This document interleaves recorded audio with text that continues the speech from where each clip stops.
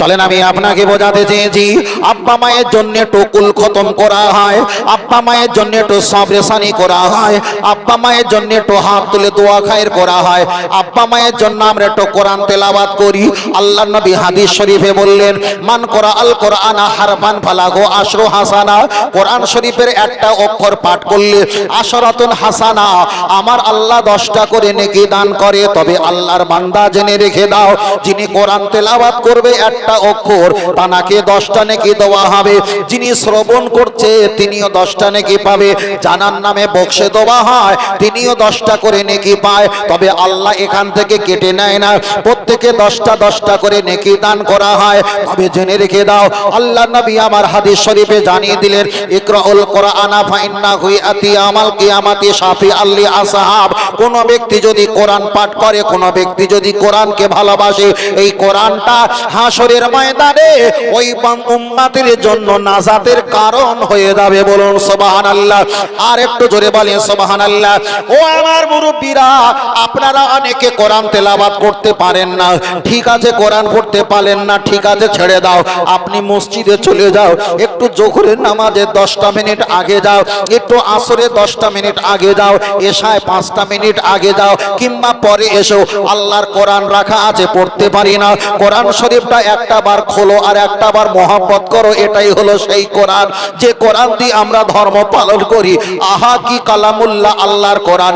আমি পড়তে পারি না, একবার চোখে মুখে বোলাও, একবার মহব্বত করো, ভালোবাসো। আল্লাহ নবী বলেছেন, শাফি আল্লি আসহাব, তুমি কোরআনকে মহব্বতের বিনিময়ে কিয়ামতের ময়দানে এই কোরআন তোমার আমার শাফাআতের কারণ হয়ে যাবে।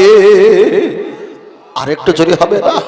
আমার সোনা মানিকের আগিয়ে চলে যাওয়া যায়, লক্ষ্য করে দেখা যায়। চলেন আমি আপনাকে বোঝাতে চেয়েছি, আল্লাহ নবী সম্পর্কে বলছিলাম, আব্বা মায়ের সম্পর্কে বলছিলাম।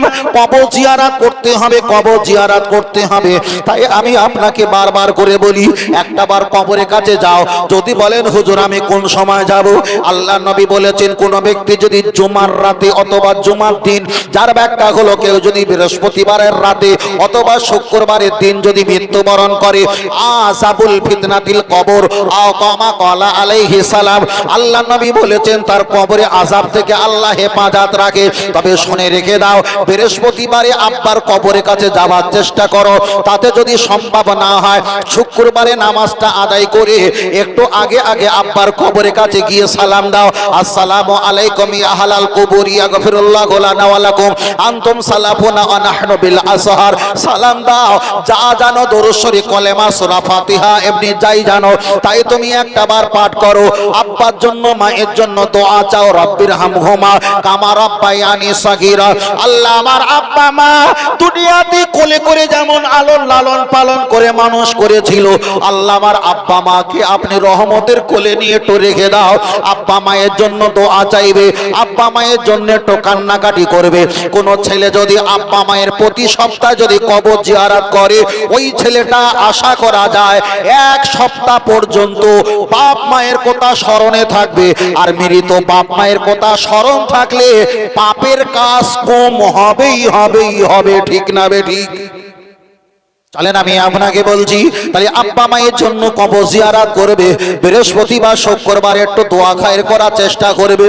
আপনি 5 ওয়াক্ত নামাজ পড়বেন, 5 ওয়াক্ত নামাজে একটু আব্বা মায়ের জন্য দোয়া চাইবে।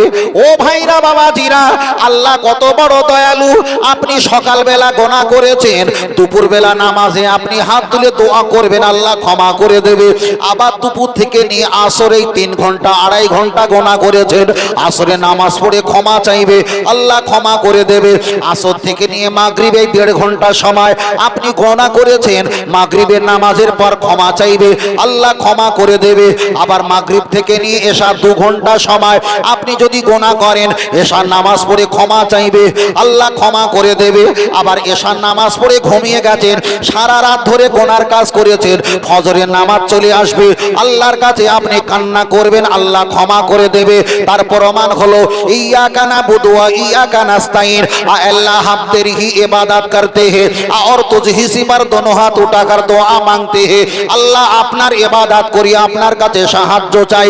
আল্লাহ বলে যে বান্দা আমার কাছে চায় না আমি আল্লাহ বড় রাগান্বিত হয়ে যায়। যে বান্দা আমার কাছে বার করে চায় আমি আল্লাহ বড় খুশি হয়ে যায়।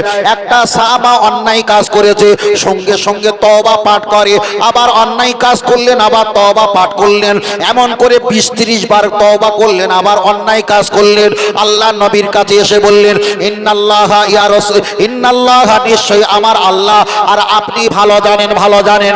আল্লাহ নবীকে বললেন হুজুর আপনার সাহাবা 30 বার ভুল কাজ করেছে, আবার 30 বার ক্ষমা চেয়েছে। আল্লাহ একবার ক্ষমা করবে, 2 বার করবে, কিন্তু এতবার কি আমার আল্লাহ ক্ষমা করে? আমার আল্লাহ নবী জবাব দিয়ে বলল যার ভিতরে ঈমান আছে তিনি তো ক্ষমা চায়।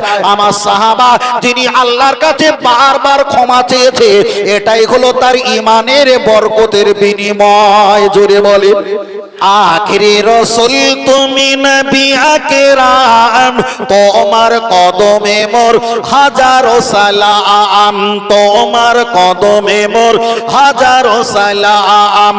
আখিরি রসুল তুমি নবী আকরাম, আখিরি রসুল তুমি নবী আকরাম, তোমার কদমে মোর হাজারো সালাম, তোমার কদমে মোর হাজারো সালাম।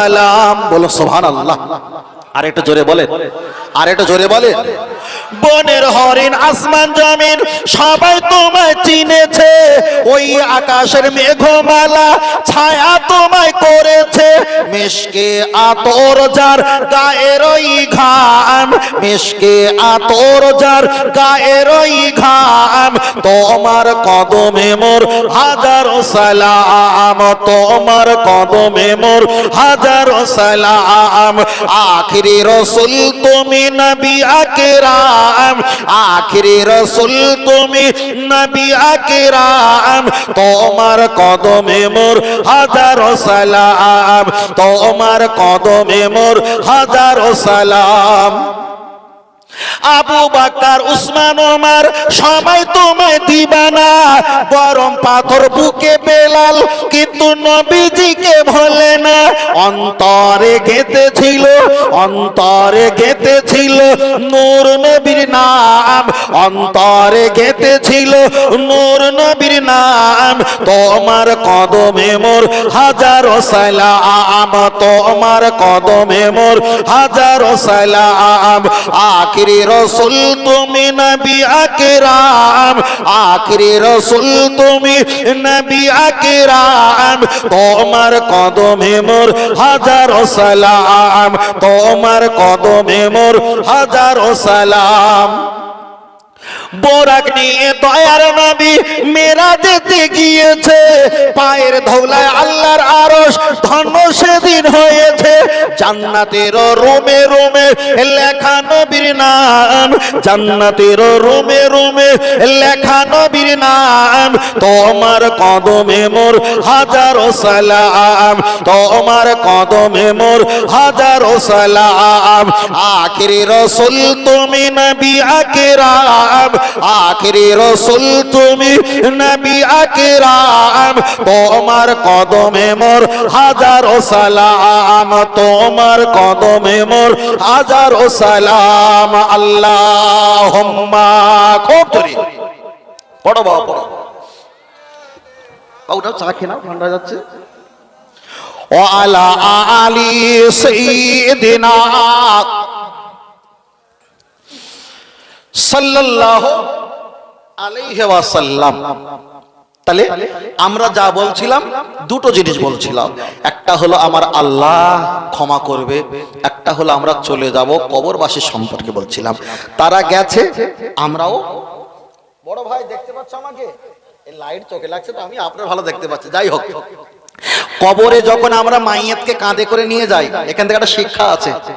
ওই মাইয়াত মনে মনে হয়তো করে, এটা লজিক্যাল, যে তোমরা আমাকে কবরের কাছে নিয়ে আসো না, আমি যেখানে এসছি তোমরা দেখে ঘুরে যাচ্ছ যে পুরোনায় একদিন আমাদেরকে এখানে আসতে হবে। চলেন আগিয়ে চলে যাওয়া যায়। লক্ষ্য করে দেখা যায় কবরবাসী সম্পর্কে আমি আপনার কাছে একটি কথা বলতে চেয়েছি। আল্লাহর এক ওলি বান্দা রাস্তা দিয়ে চলতে চলতে ক্লান্ত হয়ে গেছে, গাছের তলায় ঘুমিয়ে পড়েছেন। ঘুমানোর পরে দেখতে পাওয়া যায় আল্লাহর মাহবুব বান্দা বড় কষ্মদার আল্লাহর ওলি ঘুমাতে ঘুমাতে মাটির তলা দিয়ে ভিতর দিয়ে কোরআন তিলাওয়াতের আওয়াজ আসে। আল্লাহর ওলি বান্দা জিজ্ঞাসা করে, ওরে কবরবাসী তুমি এখানে আছো বাবা? আমি বুঝতে পারি না, ক্লান্ত মানুষ বয়স্ক মানুষ একটু ঘুমিয়ে পড়লাম, তবে বিয়াদবি নেবেন না, মাফ করে দাও।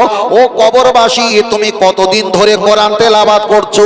ওই কবরের ভিতর দিয়ে কাশফ হালাতে আওয়াজ দিয়ে বলে, আমি কতদিন ধরে কোরআন তেলাওয়াত করছি, এখানে তো রাত দিন কিছু বোঝা যায় না, তবে আল্লাহ ভালো জানে। আল্লাহর মাহবুব বান্দা জিজ্ঞাসা করে, একটা আনুমানিক হিসাব দাও। আল্লাহর হাফেজ বান্দা তিনি হিসাব দিয়ে বলেন, আমিরে মুআবিয়া যখন আলী হুজুরের সঙ্গে যুদ্ধ হচ্ছিল ওই সময় আমি জ্বরে আক্রান্ত হয়ে মারা গিয়েছিলাম। আল্লাহর ওলি বান্দা হিসাব করে দেখে যুদ্ধ হয়েছিল আর এই পর্যন্ত 300 বছরের ব্যবধান। তুমি কি 300 বছর ধরে আল্লাহর কোরআন তেলাওয়াত করছো? সুবহানাল্লাহ। আল্লাহর মাহবুব বান্দা কবরবাসীকে বললেন, বাবা আল্লাহর কবরবাসী ও হাফেজ আল্লাহর বান্দা তুমি 300 বছর কোরআন তেলাওয়াত করছো, এতে কি কোনো নেকি হয়? বলছে, জি হুজুর না, মানুষ মারা গেলে আমলে তো রোজা বন্ধ হয়ে যায়, মানুষ তো মারা গেলে আর কোনো নেকি কামাতে পারে না। তবে হুজুর আমি যে 300 বছর ধরে কোরআন তেলাওয়াত করছিলাম, আপনি 300 বছর শুনে আলহামদুলিল্লাহ বলেছেন, ওই সওয়াবটা একটু আমার রুহে বখশে দাও। বলো সুবহানাল্লাহ। হাদিস শরীফে এসেছে, মিশকাতের বর্ণনা এসেছে, যদি কোনো ব্যক্তি একবার সুবহানাল্লাহ পাঠ করে, আসসামা আল আরদা আসমান আর জমিন যতটা পার্থক্য, লক্ষ লক্ষ million million billion billion trillion trillion কোড়ল কোড়ল কিলোমিটার রাস্তা আল্লাহ নবী জানিয়েছেন, একবার যদি সুবহানাল্লাহ পাঠ করা হয় আসমান আর জমিন এতটা ফাঁকা জায়গা আল্লাহ নেকি দিয়ে ভরপুর করিয়ে দেন। বলুন সুবহানাল্লাহ। আর একটা হাদিস শরীফে এসেছে, একবার যদি সুবহানাল্লাহ পাঠ করা হয় আল্লাহ নবী বলেছেন জান্নাতের ভিতরে একটা গাছ দান করবে, ওর গোড়া ওর হাড্ডি ওর দেখা যায় পাতাগুলো সব ডগাগুলো স্বর্ণের হবে, উপর থেকে যদি একটা লাইট দেওয়া হয় তলায় ছায়া পড়বে, ওই ছায়াটা একটা ঘোড়ার উপরে যদি 1000 বছর ধরে অতিক্রম করা হয় তাও অতিক্রম করতে পারবে না। শুধু একটা সুবহানাল্লাহ বলার বিনিময়ে আল্লাহ এত বরকত দান করবে। কবরবাসী বললেন, হুজুর আমি 300 বছর ধরে এই কবরে কোরআন তেলাওয়াত করছিলাম, আল্লাহ আমার কোনো নেকি দেবে না কেন? আমলে দরজা বন্ধ। আপনি যে তাসবিহ তেলাওয়াত করেছেন আলহামদুলিল্লাহ, ওই তাসবিহ তেলাওয়াতটা নিয়ে আমার রূহ পাকে একটা বার পৌঁছে দাও। ও ভাইরা বাবাজিরা, তাহলে কবরবাসী যারা হয়ে যায় তারাও অসহায়, তারা অসহায়। এক দুনিয়ার মানুষ মানুষের কাছে একটা হাত পাতালে তাদেরকে ফকির বলি, সাইল বলি, ভিক্ষুক বলি, কাঙাল বলি, তারা আমাদের দিকে না দুই হাতের ন্যায় ফেল ফেল করে তাকিয়ে থাকে। আমরা যদি তাদের নামে একটা ভাতের কোনা যদি দান করি, আল্লাহর কোরআন জানিয়ে দিয়েছে মিসকালা জাররাতিন শাররাইয়ারা খায়রাইয়া খায়রাইয়ারা, ভালো কাজের অবদান ওই মৃত্যু ব্যক্তিকে আমার আল্লাহ দান করে দেন। বলুন সুবহানাল্লাহ। আর একটু জোরে বলেন সুবহানাল্লাহ। তবে আর একটা কথা কাল মাথায় নিতে হবে, ঘর করেছেন 3 লাখ টাকা লোন নিয়ে, কিন্তু শরিয়াতের মসলা হলো নামাজের ভিতরে বাইরে 13টা ফরজ, তার ভিতরে জায়গা পবিত্র পাক হওয়া ফরজ। 3 লক্ষ 5 লক্ষ টাকা নিয়ে লোন করে নিয়েছেন ছেলে মেয়ে নাতিপোতার সুখের জন্য, চাচা ওই ঘরে কিয়ামত পর্যন্ত নামাজ হবে না। কারেন্টের বিল আপনি দেননি 3 মাস 6 মাস 9 মাস, যতকাল আপনি কারেন্টের বিল দেয়নি একটাও পাংখা লাইট জ্বালিয়ে মোটরে পানি তোলে একটা উজু হবে না, উজু না হলে নামাজ হবে না। জোর জবস্তি করে আপনি জায়গা নিয়েছেন, 3 পিঁড়ি 6 পিঁড়ি মরে গেছে, দাদা দাদা দাদা পো দাদা আমরা বসবাস করছি, জানি না এই জায়গাটা হালাল না হারাম, 200 বছর আগে কারা কি অবস্থা ছিল না ছিল, কথা বোঝাতে পারিনি। যদি আল্লাহ হিসাব নেয় জায়গা আছে পালানোর জায়গা নেই। শুধু আল্লাহকে বলবো, আল্লাহ খারাপের দিকে না থেকে একটু ভালোর দিকে তাকাও, আল্লাহ যদি হিসাব নেয় আমাদের পালানোর জায়গা নেই। আল্লাহকে বলবো, আল্লাহ আপনি তো রহমান রহিম, আপনি যদি আমাদের প্রতি দয়া না করেন তাহলে করবেন কাদের কাছে? এই ছাড়া আমাদের কোনো সম্বল নাই। জামা জ্যাকেট কিনেছেন, এই জ্যাকেটটা কিনেছেন যদি 500 টাকা নেয়, দিয়েছেন কত?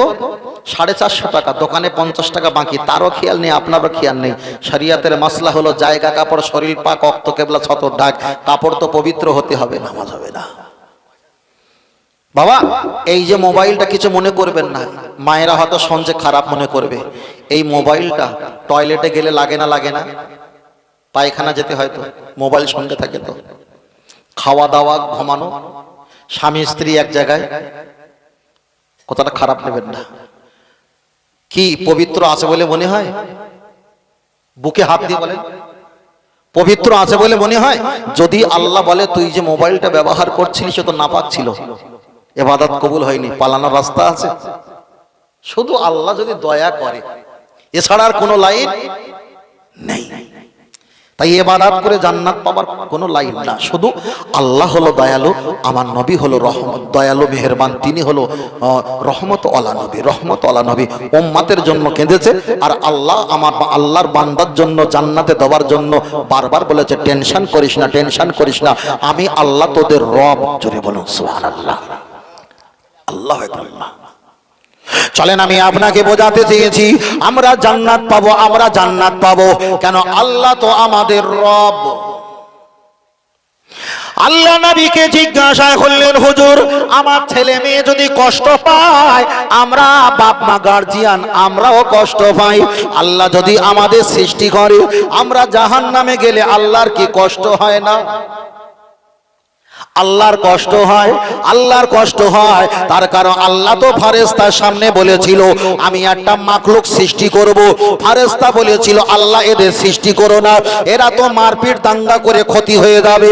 আল্লাহ কণ্ঠ আওয়াজ দিয়ে বলেছিলেন আমি যা জানি তোমরা তাই জানো না। তবে আল্লাহর বান্দা যদি জাহান্নামে যায়, আল্লাহর কি ভালো লাগবে? না, না ভালো লাগবে না। আল্লাহরও কষ্ট হয়, আল্লাহরও খারাপ লাগে। তাই আমার আল্লাহ পাক জানিয়ে দিলেন সুম্মাস্তাগফিরনি গফারতু লাকা ওয়ালা উমালি, সেদা গিয়ে বান্দা যদি কাঁদো আমি গুনাহ মাফ করে দেব। ফারাফা ইয়াদাইহি, দুখানি হাত তুলে যদি কাঁদো আমি আল্লাহ ক্ষমা করে দেব। তুমি যদি নামাজি হালাতে কাঁদো, কোরআন তেলাওয়াতে কাঁদো, আমি আল্লাহ গুনাহ ক্ষমা করে দেব। রাতের অন্ধকারে আমাকে ফোন করলে হয়তো ফোনটা সুইচ অফ, কোন মেম্বার মাতব্বারকে ফোন করলে সাইলেন্ট করে ঘুমাচ্ছে, কোন অফিসারকে ফোন করলে হয়তো ব্যস্ত বলে কেটে দেবে। আমার আল্লাহ এমন একটা আল্লাহ, না খাতা হে না পিতা হে না সুতা হে, খুদ বাগদ रहता है यानी रहेगा। আমার আল্লাহ খায় না, আমার আল্লাহ ঘুমায় না, আমার আল্লাহ ছিল, রয়েছে, আগামীতে থাকবে। আল্লাহর বান্দা বিপদ আপদে যেখানে থাকো না কেন, একবার আল্লাহকে আল্লাহ বলে ডাকলে আমার আল্লাহ বান্দার আওয়াজে জবাব দিয়ে থাকে। আর একটু চুরি হবে না? সেই আল্লাহ, যে আল্লাহ আওয়াজ দিলে আমার আল্লাহ জবাব দেয়, আসমানের উপরে আওয়াজ দিলে আল্লাহ জবাব দেয়, মাটির তলার ভিতর দিয়ে আওয়াজ দিলে আল্লাহ জবাব দেয়, মাছের পেটের ভিতরে যদি আল্লাহকে ডাকে আমার আল্লাহ জবাব দেয়। পৃথিবীর যেখানে যাও না কেন আমার আল্লাহর কোরআন বললেন নাহনু আকরাবু ইলাইহি মিন হাবলিল ওয়ারিদ, তোমার ঘাড়ের শিরা যত সন্নিকটে আমি আল্লাহ এখানে জিপিএস বসিয়ে দিয়েছি, যেখানে যাও আমার আয়াতের মধ্যে পালাতে পারবে না। আন্নাবী আওলা বিল মুমিনিনা মিন আনফুসিহিম, তোমার কলবে আমার নবী পাকের জিপিএস বসিয়ে দিয়েছি, তুমি যেখানে যাও না কেন আমার নবী পাকের দয়া আর রহমত তোমার প্রতি থাকবে। তবে জেনে রেখে দাও আমরা দুনিয়াতে গুনাহ করব, আল্লাহর কাছে ক্ষমা চাইব, আল্লাহ ক্ষমা করে দেবে। ভাইরা আমার, বাবাজিরা, লক্ষ্য করে দেখা যায় আল্লাহ জিজ্ঞাসা করবে বান্দা তোমার পরিচয় কি? আল্লাহ আমি গুনাহগার। এ বান্দা টেনশন করো না, একবার সূরা ইখলাস পড়লে 10 পারা, 2 বার পড়লে 20 পারা সওয়াব, 3 বার পড়লে একটা খতমের সওয়াব। কেন এতটা ফাঁকি দিলি বান্দা? আল্লাহ জিজ্ঞাসা করবে বান্দা তোমার খবর কি? আল্লাহ আমি জাহান্নামী হয়েছি। আল্লাহ বলবে বান্দা টেনশন করিস না, দোয়া যখন চাইবি আমার ওসিলা দিয়ে চাইবি, আমি আল্লাহ যদি রাগান্বিত হয়ে যায় তোদের নবীর ওসিলা দিয়ে আমার দোয়াতে দোয়া চাইবি। তার কারণ তোমার নবী যেখানে আমি আল্লাহ আমার রহমত থাকেই সেখানে। আর একটু জোরে বলেন সুবহানাল্লাহ। ও ভাইরা, বাবাজিরা, আল্লাহ বা জিজ্ঞাসা করবে বান্দা তুমি তুমি গুনাহগার। হ্যাঁ আল্লাহ আমি গুনাহগার। আমার আল্লাহ বলবে বান্দা টেনশন করিস না, টেনশন করিস না, এটা হলো কিয়ামতের মাঠ, হাসরের ময়দান। তবে চিন্তা করো না, এক জায়গায় বসে বসে কাঁদো কাঁদো কাঁদো, কান্নাকাটি করো। লা তাকনাতু মির রাহমাতিল্লাহ, আল্লাহর কোরআন, লা তাকনাতু মির রাহমাতিল্লাহ।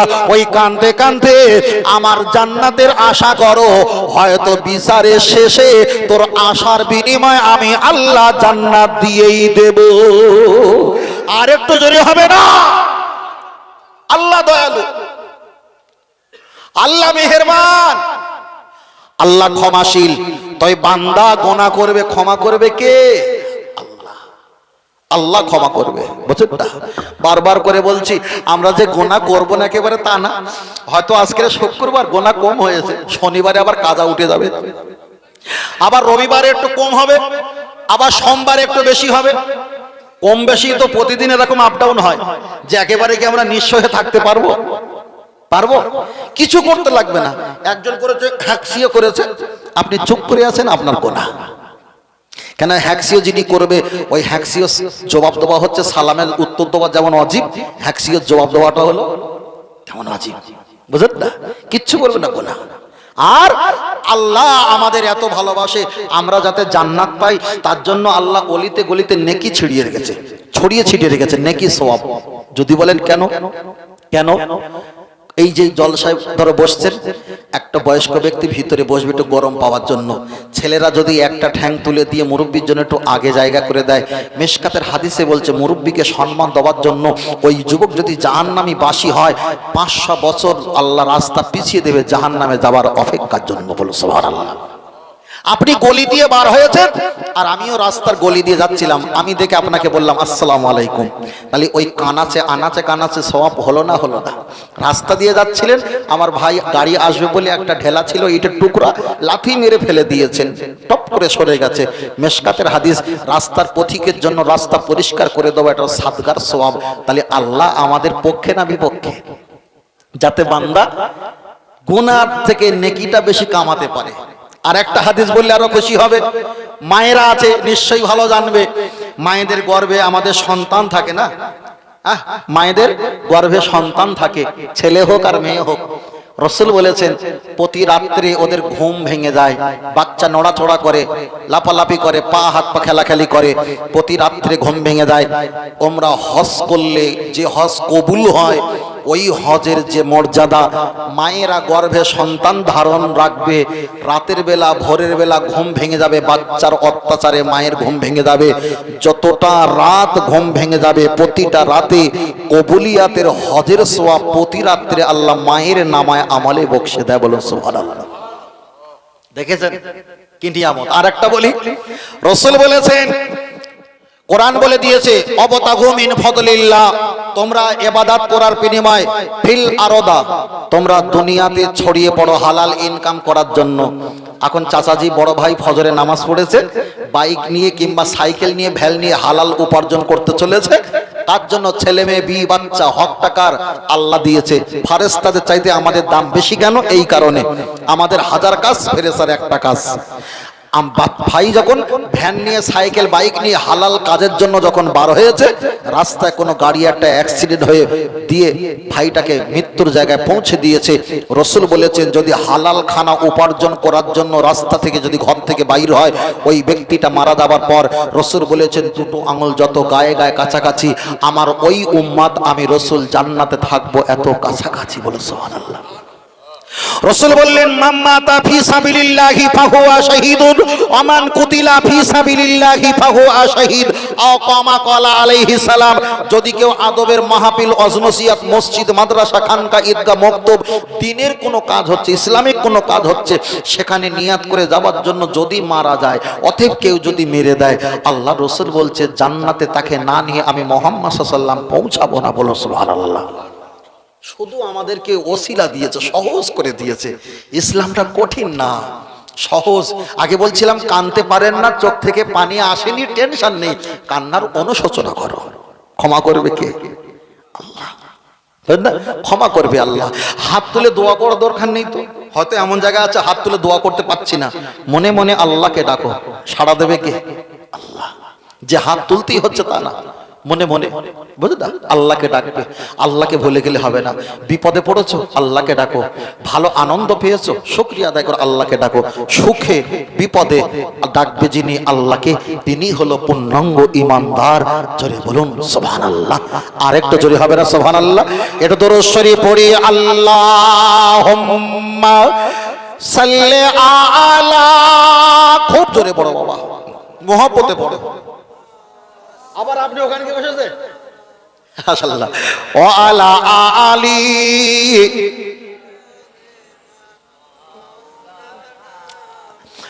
সাল্লাল্লাহু আলাইহি ওয়াসাল্লাম। 10:30 পর্যন্ত হবেন? 10টা পর্যন্ত? 10:30 পর্যন্ত অসুবিধা নেই তো? আমার কোনো অসুবিধা নেই আলহামদুলিল্লাহ। আমার কথা বুঝতে পারছেন তো বাবু? আমি কোনো অসামাজিক কথা বলেছি না। আমরা আজকে যে নিয়েতে বসেছি, মাইয়েতে সবরে সানি, আমরা যাই বলি তাই বলি আমার আল্লাহ মহান। আমরা কবরবাসীর জন্য দোয়া করব। আমাদের পূর্বপুরুষরা শিখিয়ে গেছে, বুঝলেন না? শিখিয়ে গেছে। আগে মসজিদের আজান হলে ঘরে টিভি একটু আওয়াজ আস্তে করে দিত, আর এখন তো কানে অকমেন আছে, মসজিদে চলছে, সালাম দিলে শুনতে পায় না, বললেও বুঝতে পারে না। ছেলেগুলো যে কি সর্বনাশ হয়ে গেছে। তবে আরো দিন যাবে, আরো দিন যাবে। আপনারা যে বাপ বেটা, চাচা, ভাইপো, ভাগনা, ভাতিজা এক জায়গায় বসেছেন, আরো কিছু বছর পরে এক জায়গায় খুঁজে পাবে না। সবে তো ভাত খাওয়া সব আলাদা হয়ে গেছে, বুঝলেন না? আগে ভাত খেতে তো ভয় লাগতো, সারাদিন অন্যায় করেছি, এক জায়গায় বসে ভাত খেলে সব উসল ওখানে হবে, বিচার ওখানে হবে। কিন্তু এখন সেটা আছে নেই। খুব কঠিন, খুব কঠিন। আল্লাহ আল্লাহ। চলেন আমি আপনাকে বলছি, আমরা জান্নাত নিশ্চিত পাবো, নিশ্চিত পাবো। ওই জন্য আমি বলছিলাম, আল্লাহ জিজ্ঞাসা করবে, বান্দা তোমার পরিচয় কি? আমরা একের পর এক গুনার কথা স্বীকার করব। আল্লাহ আমাদের রহমতের কথা আমাদেরকে বুঝাবে, আমাদেরকে বুঝাবে। তাই আগিয়ে চলে যাওয়া যাক। আমরা জান্নাত দেখি না, আমরা জান্নাতের আশা করি। জাহান্নাম দেখি না, জাহান্নামের ভয় করি। আল্লাহকে দেখি না, আল্লাহকে স্রষ্টা বলে বিশ্বাস করেছি। নবীকে দেখি না, নবীর প্রতি ঈমান এনেছি। কাবাতে শরীফাতে আল্লাহু আকবার বলে নামাজ আদায় করি, কিন্তু কাবা শরীফটা চোখে দেখতে পেলাম না। দাঁড়িয়ে তো সালামে কিয়াম পাঠ করে আমার নবীকে সালাম দেওয়া হয়, তাও আমার নবীকে দেখতে পেলাম না। আবু জাহেল, উতবা, উতাইবা কাফের বেঈমান আমার নবীকে দেখেছিল, কিন্তু ঈমান আনেনি। আল্লাহ আমাদের কপালটা এত ভালো করে দিয়েছে, কাবা, মক্কা, মদিনা আমার রাসূলকে কিছুই দেখলাম না। আমরা সেই নবীর জন্য পাগল পারা, ঠিক না বেঠিক? তারা এত দেখেছে আর আমরা কিছু দেখিনি। আল্লামা ওয়ারাসাতুল আম্বিয়া, বড় বড় শায়েখ আল্লাহওয়ালারা, যেন খাজা মাইনুদ্দিন চিশতি রহমাতুল্লাহ আলাইহি আমাদের ভারতে ইসলাম নিয়ে এসেছিল, তার বিনিময়ে আমাদের মুরব্বীরা পড়ে ঈমান এনেছে। আগামীতে পড়বে, আগামীতে আরো পড়বে। আর একটা কথা ছোট করে বলে রাখছি, ছোট করে ছেলেরা খেয়াল রাখবে। আমাদের ধর্ম এগেইনস্টে অনেক মানুষ আঙুল তুলেছিল, আমরা কিছু বলিনি। নতুন করে এবার ডিবেটের চ্যালেঞ্জ জানানো হচ্ছে। কথা বুঝতে পেরেছে? নতুন করে ডিবেটের চ্যালেঞ্জ জানানো হচ্ছে। যত বড় হুজুর আছো, যত বড় মহারথী আছো গালাগালি দিতে, তোমার ভাড়ে কি রয়েছে? অনলাইনে ডিবেটে বসো। তুমি যে বলে দিয়েছো কোরআন ভুল, বসো আর আমি বসি, চোখ খুলে যাবে। এতদিন আমরা সিদ্ধান্ত নেইনি, নিরাপত্তা ছিল না বলে আমরা সিদ্ধান্ত নিয়েছি, কেউ যদি বসে তার এগনেস্টে, তার ধর্মের বিরুদ্ধে কিচ্ছু বলবো না, তাকে বসার জন্য আহ্বান জানাবো। তাহলে কি হবে? আস্তে আস্তে পালিয়ে যাবে, আস্তে আস্তে পালিয়ে যাবে, আস্তে আস্তে পালিয়ে যাবে। আমাদের শিক্ষা দিয়ে আগে এগোতে হবে, শিক্ষা দিয়ে। আমরা কিছু বলতাম না, মনে করে ওরা কিছু জানে না, কিন্তু আমরা সভ্য বলে আমরা মুখটা বন্ধ করে রাখতাম। একটা আম গাছে ঢিল মেরেছে, মূর্খ বাপ মা হলে কি হবে? এই ছেলে, আম গাছে কে ঢিল মারছে, তাড়া দিয়ে এসো। ছেলে গিয়ে ঠুস ঢাস ঠিস ঠাস করে দিল। কিন্তু শিক্ষিত বাপ মা হলে কি হবে? এই বাবু তুমি যেও না, তুমি ঘরে এসো, আমি যাচ্ছি। এই তোমরা আম গাছে ঢিল মারছো কেন? চলে যাও, চলে যাও, চলে যাও। দুটো দুরকম হলো না? হলো না? তাই আমরা একটু মানবতা নিয়েছিলাম, ছেলেদেরকে ঘরে রেখে দিয়ে আমরা, আমাদের মুরব্বীরা বলছে না বাবা এগুলো করো না, তোমরা বন্ধ কর, বন্ধ কর, চলে যাও। তাই ওরা আমাদের ছেলেদেরকে দুর্বল ভেবেছিল, বুঝতে পারছেন? এবার যে দিন আসছে আমরা আর ঘরে ঢোকাবো না, বাপ বেটা সহ আমরা শক্তি দিয়ে, জ্ঞান দিয়ে, লেখাপড়া দিয়ে প্রতিবাদ হবে। তবে ওরা জানে টুপিওয়ালা, দাড়িওয়ালা একা হলে 50,000 মানুষের প্রশ্ন গিলি খাওয়ার ক্ষমতা আছে, এটা জানে। সামান্য জাকির নাই কি করতে বলো দিন ভাই? আগুন ধরিয়ে দিচ্ছে না। সে যে মতেরই মানুষ হোক না কেন, তবু তো আমাদের জন্য কল্যাণ।